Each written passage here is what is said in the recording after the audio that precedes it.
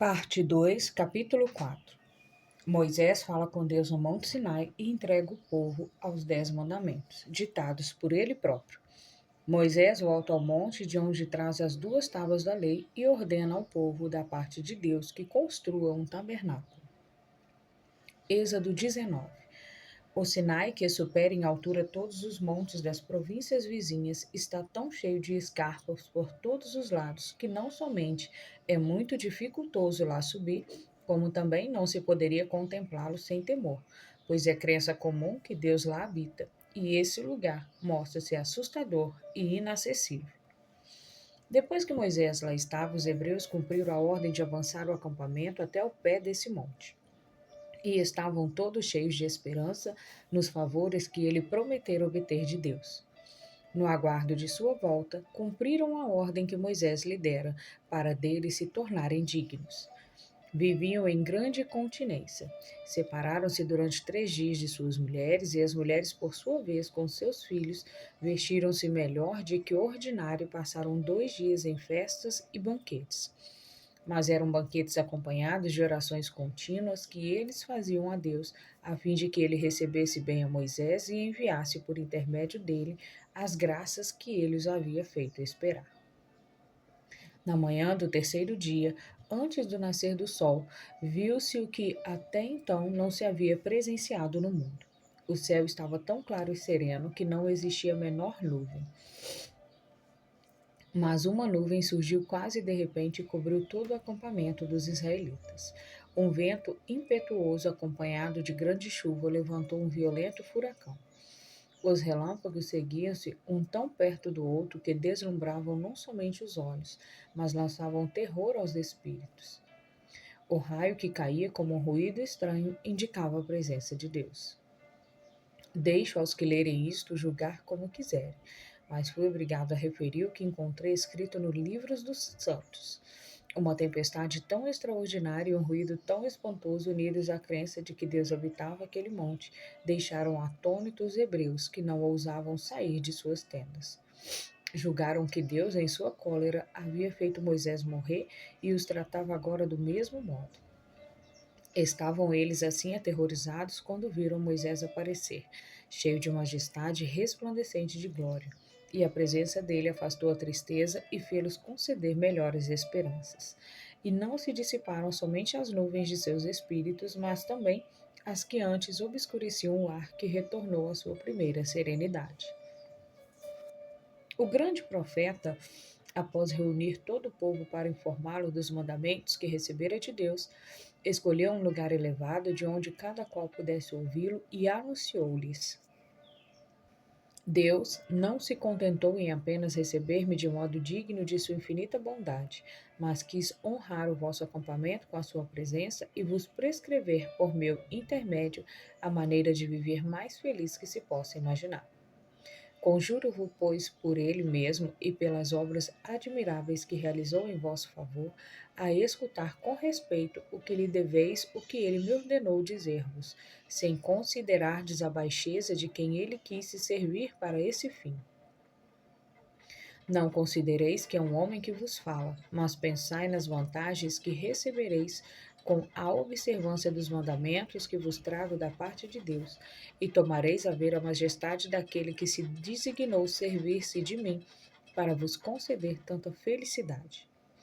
Pois não é Moisés, filho de Arão e de Joquebede, quem vos ministrará esses admiráveis preceitos, e sim o Deus Todo-Poderoso, que para vos livrar do cativeiro, mudou em sangue as águas do Nilo, abatendo o orgulho dos egípcios e ferindo-os com diversas pragas, que vos abriu caminho através do mar, que saciou a vossa fome com o alimento descido do céu e matou a vossa sede com água que faz sair de um rochedo.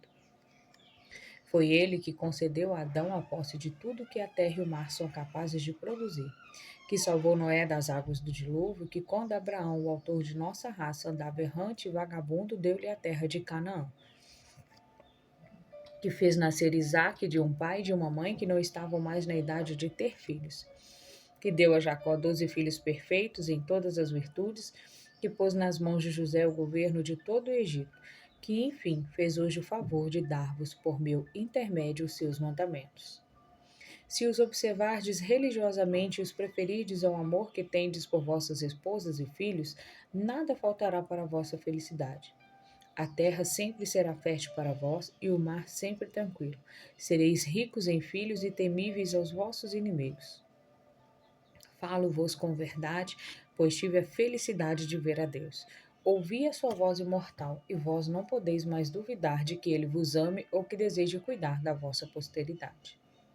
Depois dessas palavras, Moisés fez avançar todo o povo com suas mulheres e filhos, para que eles mesmos ouvissem a voz de Deus e recebessem diretamente de sua boca os mandamentos, para não diminuir a estes a autoridade, como recebidos apenas pelo ministério de um homem. Assim ouviram todos uma voz do céu, que lhes falava muito distintamente, e escutaram os preceitos que Moisés lhes deu depois, os quais estavam escritos nas duas tábuas da lei. Êxodo 20. Não me é permitido referir as mesmas palavras, mas vou transcrever-vos apenas o sentido. 1. Há um só Deus, e somente ele deve ser adorado. 2. Não se deve adorar a imagem de animal algum. 3. Não se deve jurar em vão o nome de Deus. 4. Não se deve profanar por obra alguma a santidade e o descanso do sétimo dia. 5. Deve-se honrar pai e mãe. 6. Não se deve cometer assassínio. 7. Não se deve cometer adultério. 8. Não se deve roubar. 9. Não se deve dar falso testemunho. 10. Não se deve desejar coisa que pertença a outrem. Êxodo 21. O povo, depois de haver recebido esses mandamentos da própria boca de Deus, como Moisés lhes havia dito, retirou-se alegremente. Nos dias seguintes, foram várias vezes procurar Moisés em sua tenda, a fim de rogar-lhe que obtivesse de Deus leis para a sua política e para o governo da república. Ele o prometeu e assim fez, algum tempo depois, como relatarei mais tarde, pois resolvi escrever um livro a esse respeito. Êxodo 24. Algum tempo depois, Moisés voltou ao monte, subiu à vista de todo o povo e lá ficou 40 dias.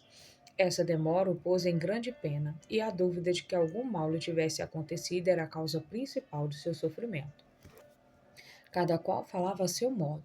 Os que não o estimavam diziam que animais ferozes o haviam devorado, outros imaginavam que Deus o havia levado consigo, e os mais sensatos hesitavam entre as duas opiniões, considerando numa desgraça que pode ocorrer a todos os homens e consolando-se à vista da outra que lhes parecia mais conforme a virtude de Moisés.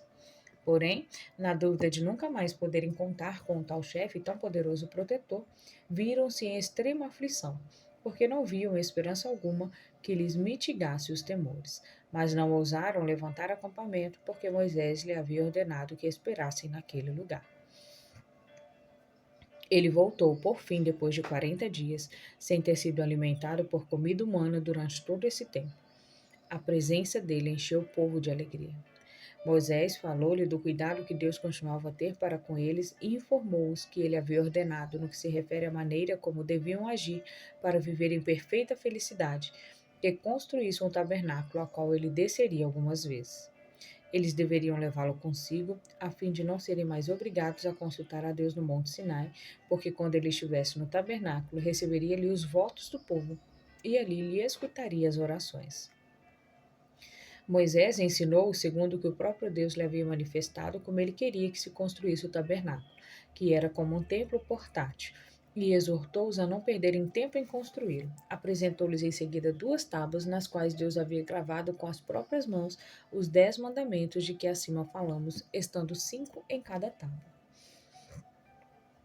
Êxodo 35. Essas palavras e mais a alegria pela volta de Moisés causaram-lhes tanto prazer que se puseram imediatamente e com grande ardor ao trabalho. Para a construção do tabernáculo ofereciam todos ouro, prata, cobre, madeira incorruptível, pelo de cabra, pelos de carneiro branca, da cor de jacinto, de púrpura e de escarlate, lãs tingidas com essas mesmas cores e linho muito fino. Doaram também pedras preciosas que se encastoavam no ouro e com as quais costumam-se fazer adornos, a grande quantidade de excelentes perfumes. Depois que todos assim contribuíram para o empreendimento, dando tudo o que podiam, e alguns mesmo mais do que podiam, Moisés, segundo a determinação que recebera de Deus, escolheu os homens mais capazes para trabalhar naquela obra. Tanto que tivesse o povo a liberdade de escolher, não teriam lançado os olhos sobre os melhores peritos. Ainda vemos os seus nomes nas Sagradas Escrituras. A saber, Bezalel, da tribo de Judá, filho de Uri, filho de Ur e de Miriam, e Aholiabe, filho de Azamaque, da tribo de Dan. O povo demonstrou tanto ardor por essa obra, ofereceu com tanta alegria o seu trabalho e os seus bens, que Moisés foi obrigado a publicar, por sugestão dos encarregados de executá-la, ao som de trombeta, que nada mais era necessário oferecer, pois de nada mais se precisava.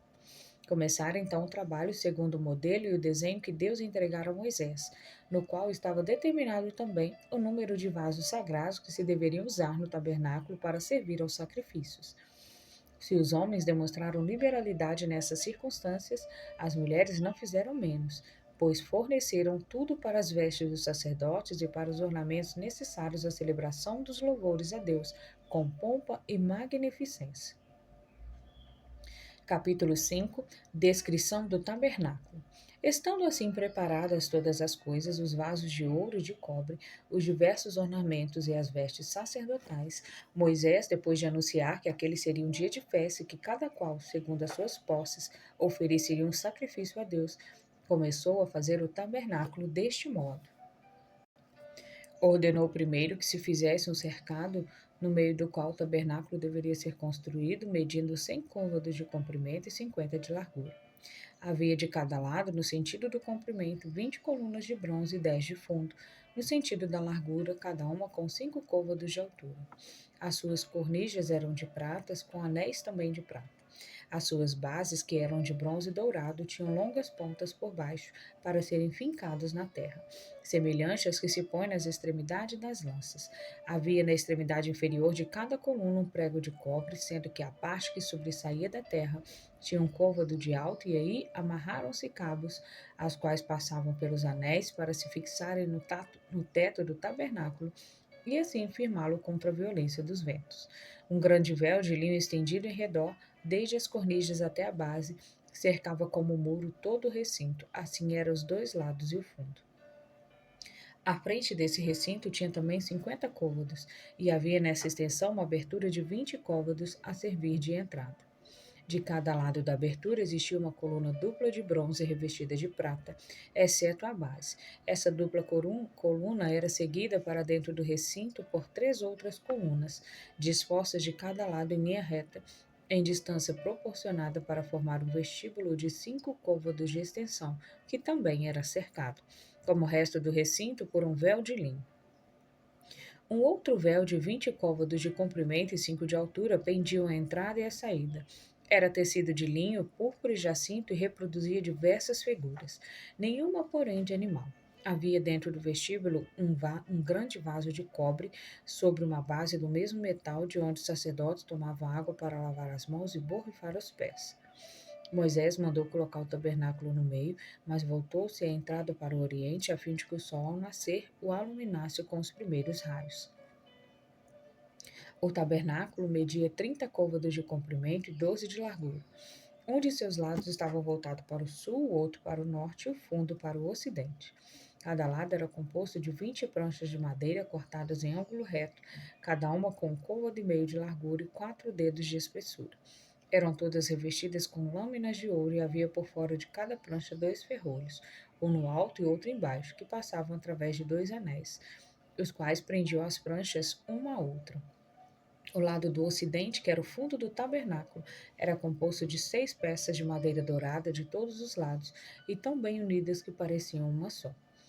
Vê-se pela descrição das peças que compunham cada um dos lados que elas chegavam todas juntas ao comprimento de 30 côvados, pois havia 20 delas e cada uma tinha um côvado e meio de largura. Quanto ao que se refere ao fundo do tabernáculo, as 6 peças de que falamos atingiam apenas 9 côvados, e aí se unia uma de cada lado, de mesma largura e altura que se outras, porém muitas mais grossas, porque deviam ser postas nos ângulos desse edifício. No meio de cada uma dessas peças havia um prego dourado, e todos os pregos estavam colocados numa mesma linha, de tal modo que se defrontavam todos. Grandes bastões dourados, medidos 5 côvados para cada um, entravam nesses pregos e uniam todas as pontas, porque os bastões encaixavam-se uns aos outros. Quanto à parte posterior do edifício, além dos ferrolhos de que falei que prendiam as pranchas, ela era firmada por meio de um bastão dourado que passava, como os outros, pelos anéis das peças de madeira. As extremidades dos que firmavam os dois lados, vindo todos a cruzar-se nos ângulos da construção, encaixavam-se umas às outras e uniam de tal modo os lados do tabernáculo que ele não podia ser derrubado pela violência do vento. Quanto à parte interna do tabernáculo, a sua extensão era dividida em 3 partes de 10 côvados cada uma, medindo 10 côvados de fundo. Na parte dianteira havia 4 colunas de mesma matéria e forma, cujas bases eram todas semelhantes às que mencionamos há pouco e estavam colocadas a igual distância entre si. Os sacerdotes podiam transitar por todo o resto do tabernáculo, mas o espaço contido entre as 4 colunas era inacessível e ali não lhes era permitido entrar. A exata divisão do tabernáculo em 3 partes era a figura do mundo. A do meio era como o céu onde Deus habita, e as outras que estavam abertas para os sacerdotes representavam o mar e a terra. Puseram à entrada 5 colunas de ouro sobre braços de bronze, e por cima do tabernáculo estenderam véus de linho cor de púrpura, jacinto e escarlate. O primeiro desses véus tinha 10 côvados quadrados e cobria as colunas que se separavam este lugar tão santo de todo o resto, a fim de impedir a vista dos homens. Tudo isso era chamado santo, mas o espaço contido entre essas 4 colunas era chamado Santo dos Santos. Sobre esse véu de que acabo de falar, estavam representadas todas as espécies de flores e outros ornamentos que embelezam a terra, com exceção dos animais. O segundo véu era semelhante ao primeiro, tanto na matéria quanto no tamanho, no tecido e nas cores. Estava fixado no alto por presilhas e descia cobrindo até a metade as 5 colunas. Era o lugar por onde entravam os sacerdotes. Havia sobre esse véu um outro com anéis pelos quais passava um cordão para o arreamento, principalmente nos dias de festa, a fim de que o povo pudesse ver o primeiro véu, que estava cheio de figura. Nos outros dias, principalmente quando o tempo não era bom, o segundo véu, feito de um pano apropriado, resistente à chuva, era estendido por cima do outro, para resguardá-lo. Observou-se ainda após a construção do templo de se pôr um pano semelhante à entrada. Havia, além disso, 10 panos de arras, cada um medindo 28 côvados de comprimento e 4 de largura. Estavam tão bem presos com presilhas de ouro que pareciam formar uma única peça. Serviam para cobrir toda a parte superior e todos os lados do tabernáculo, faltando apenas um pé para tocarem a terra. Havia também outras 11 peças de mesma largura, mais longas, porém, medindo cada uma 30 côvados de comprimento. Eram tecidas em pelo com tanta arte como as de lã, e estavam estendidas por fora sobre as outras peças de pano que ornavam o interior. Elas se uniam todas no alto, pendiam até quase à terra e formavam como se uma espécie de pavilhão. A 1/10 dessas peças servia para cobrir a porta. Todo o pavilhão estava coberto de peles de cabra, para preservá-lo da chuva e dos ardores do sol. Quando era descoberto, não podia ser visto de longe sem admiração, porque o brilho de tantas e tão diversas cores fazia que se julgasse ver o céu. Capítulo 6. Descrição da arca que estava no tabernáculo. Êxodo 37. Foi o tabernáculo construído dessa maneira e fez-se depois também uma arca consagrada a Deus. Era de madeira incorruptível, a qual os hebreus chamam Euron. Tinha 5 palmos de comprimento, 3 de altura e outros tantos de largura, e era inteiramente coberta, por dentro e por fora, com lâminas de ouro, de modo que não se via a madeira.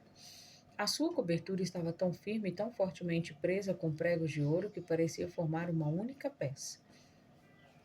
Havia anéis de ouro nos seus 2 lados maiores, que atravessavam toda a madeira, e grandes bastões dourados que se punham nos anéis para transportar a arca segundo a necessidade, pois não se serviam de cavalos. Os levitas e os sacerdotes a levavam nos ombros. Havia por cima da arca 2 figuras de querubins com asas, segundo Moisés observara perto do trono de Deus, pois nenhum homem antes dele disso tivera conhecimento.